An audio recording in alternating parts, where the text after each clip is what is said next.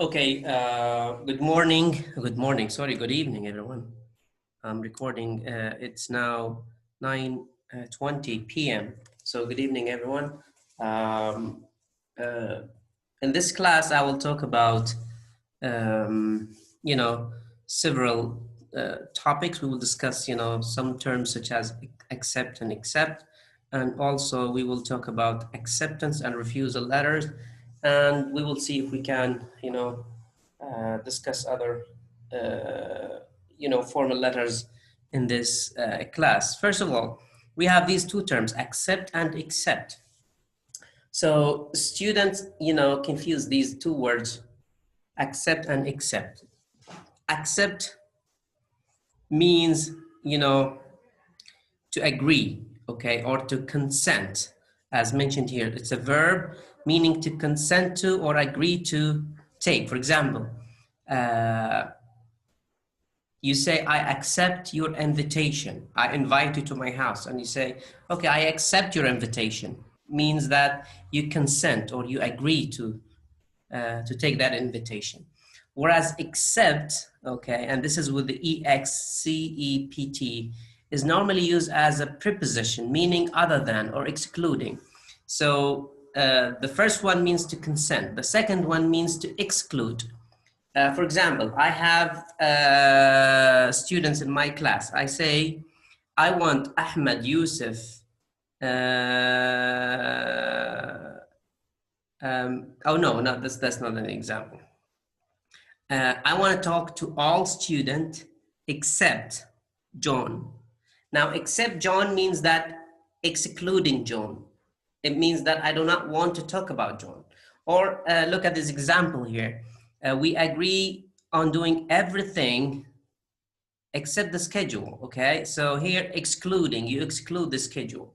That's the difference between accept and accept. Okay, now acceptance letters and refusal letters. Look here.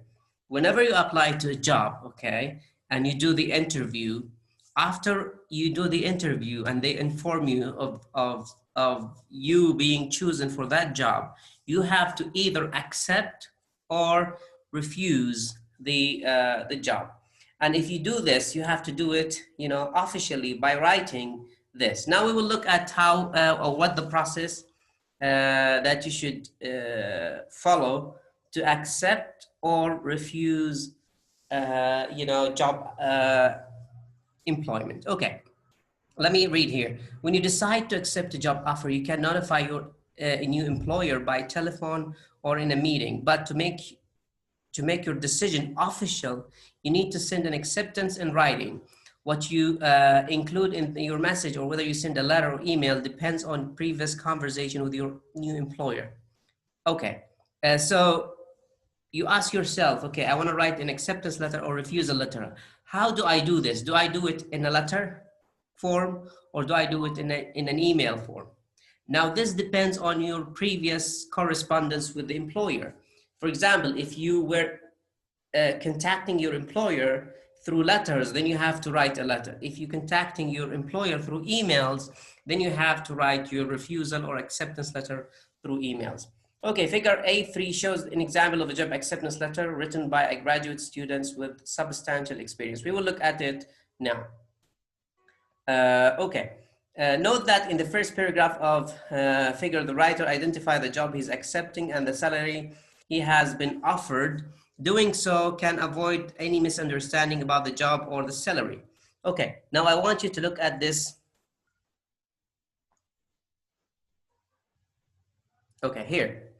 Dear Miss Castro, I am pleased to accept your offer of 44,500 per year as a graphic designer. So here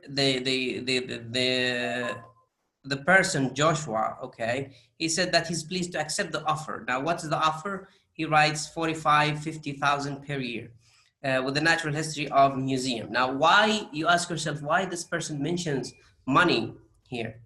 Why should you talk about money here? Here's the explanation. Doing so can avoid misunderstanding about the job or the salary. So when you mention the salary, you just tell the employer that this is the money that we agree on, and this is the money that we talked about. So you are happy to agree on this. Okay, in this second paragraph, the writer details his plan for relocating and reporting for work. Even if the writer discussed these arrangements during earlier conversation, he needs to confirm them officially in this written message. The writer concludes with a brief but enthusiastic statement that he looked forward to working for the new employer.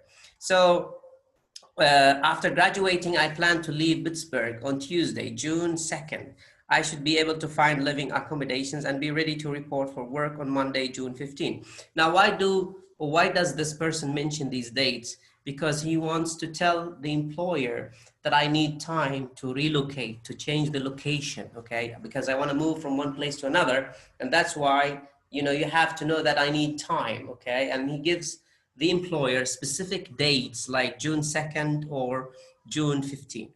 If you need to reach me prior to this date, please call me and he provides phone number so they can contact him, and even an email for that. Okay, the last thing, he expresses his willingness to talk to the employer, and he said, I look forward to joining the marketing team and working with the excellent support staff I met during the interview.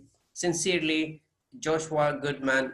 Okay, and I think some of you, took classes before with me, like English for tourism, and I don't know. I think other classes that we discuss how we write, emails or official emails. Now, this is an acceptance letter. All right, so let's continue reading.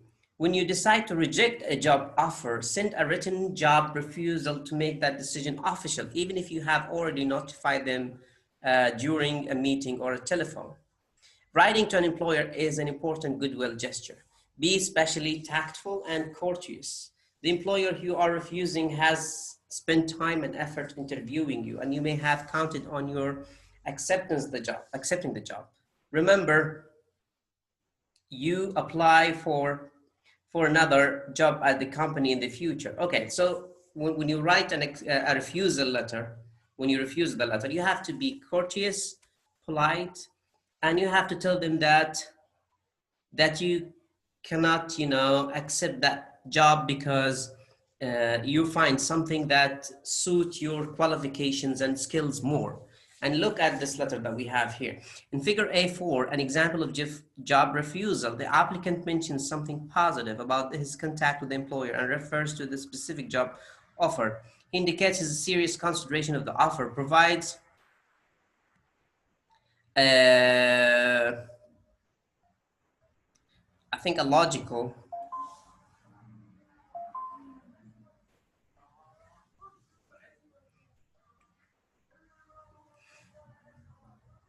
okay, and he provided a logical reason for the refusal, and concludes on a pleasant note. Look at the refusal letter here. Dear Mr. Vallone, I enjoy talking with you about your opening for a manager of aerospace production at your Rockford facility, and I seriously considered your generous offer. So here, look, I enjoy talking to you. So he expresses his pleasure talking to the employer. And he also said that I seriously considered your generous offer. He expresses or he talks about how generous the offer is. So he's talking about the positive things about the job. But, and here's the decision, and this is how you refuse a job.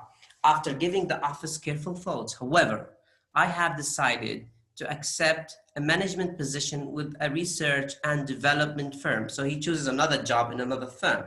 I feel that the job I have chosen is better suited to my long-term goals. So he said that, okay, your job is great, everything is perfect, but I find something that suits my skills, my long-term goals, etc.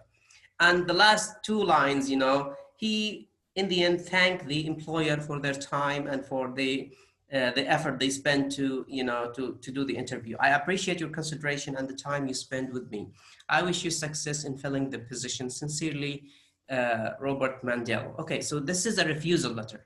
And you have to, as a student, to compare between the refusal letter and the acceptance letter. And these are very important for your future career, because in the future you will be asked to, or not you will be asked, but you have to write acceptance or refusal letters for your employer. Okay. Now, accuracy and precision. Accuracy, the adjective is accurate, and precision, the adjective is precise. So when you are supposed to be accurate and when you are supposed to be precise. Accuracy means error-free and correct. Precision mathematically refers to the degree of refinement with which a measurement is made. So when you say accurate, it means that it does not have any error and it's correct. That's accurate. Precision, it means the degree of refinement with which the measurement is made. For example, look at this example. A measurement carried to 5 decimal places is more precise than one carried to decimal places, but it is not necessarily more accurate. So now if you look here, what do we have? How many numbers here we have? We have 1, 2, 3, 4, 5, right? And here, how many numbers do we have? We have 2. Now, which one is more precise? The first one is more precise than the second one. This is a precise, but it does not mean that it's accurate, right? So these are precise, but not accurate. So accuracy means error-free and correct.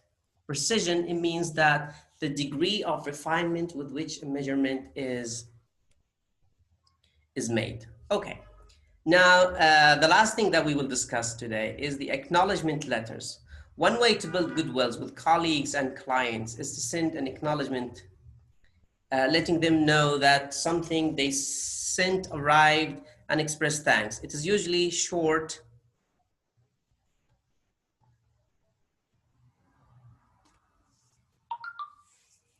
Sorry, the laptop is, I have a problem with.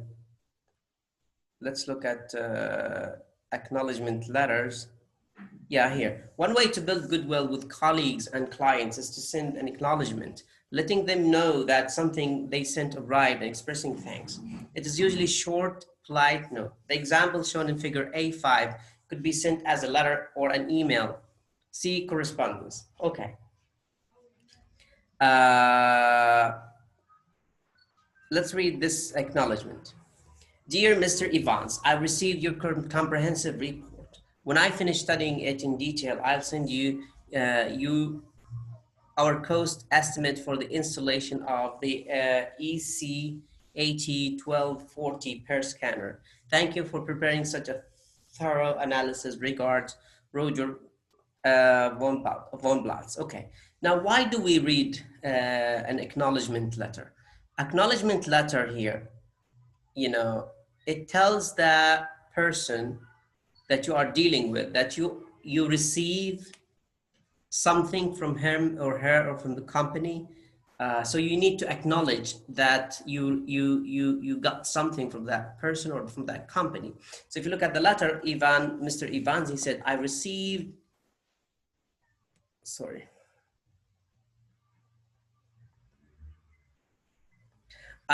your comprehensive report today. Now, why this person mentions that he received his comprehensive report today, because this is a letter of acknowledgement, okay? Because you may send a letter, but that person did not receive it, okay? Or did not get it.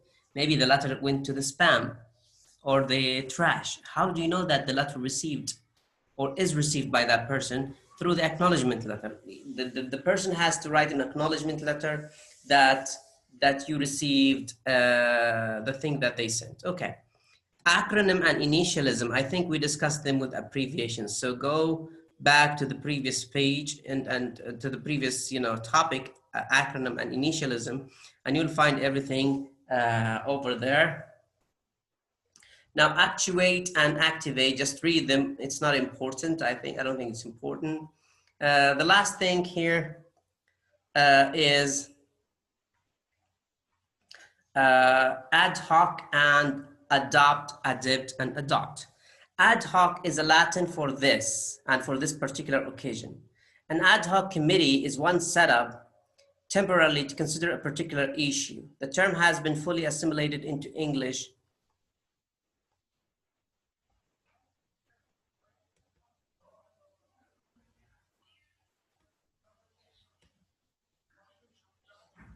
Okay, so ad hoc is Latin for this, or for this particular occasion. An ad hoc committee is one set up temporarily to consider a particular issue. Okay, why do we use ad hoc? We use ad hoc, for example, to talk about something that is specifically or is established for a specific occasion. For example, we want to appoint teachers for the University of Jordan, okay?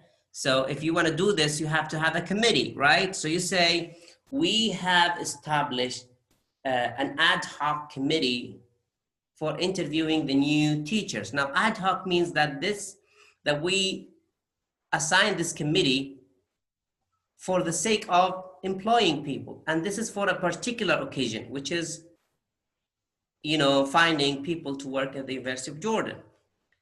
So this is called an ad hoc, okay. Now, you may ask why it is italicized. Italicized because it's a Latin word. Any word in English that is not, that comes from a different language, it has to be italicized because it's a foreign, word. Now, the last thing, adopt, adapt, and adopt. Okay, you see the difference. Now, here we have A, here we have E, and here we have O. Adapt is a verb meaning adjust to a new situation. So you say, I try to adapt myself to the University of Jordan. It means that you try to adjust to a new situation because you were at Al-Balqa University and you moved to another place. So you try to adapt yourself with the A, okay? Now, adept is an adjective meaning highly skilled, okay? Mr. Salam is an adept teacher. I'm an adept professor, right? I think all of you agree with this. Oh, thank you. But adopt means that you take or own something. For example, you want to adopt a child. You adopt a child, okay? So adopt means to adjust to a new situation. Adept means highly skilled, and adopt means to take or use something as your own. Adopt, you adopt a philosophy. You adopt a philosophy, or you take it or use it as your own.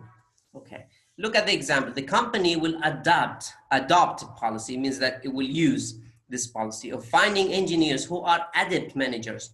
It means that they are very skilled and who can adapt to new situations. It means that they can work at any circumstance. Okay, guys, that's all for today. Thank you very much.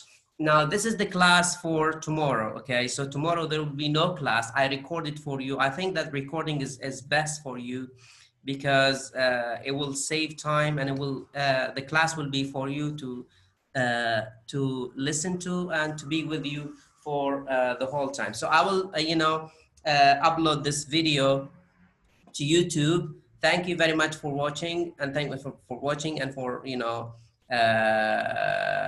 following up this class, and see you inshallah next week. If you have any question, please ask me or send what is her name or his name, Rashid. Ask Rashid about anything that you want. Thank you very much, guys, and see you next time.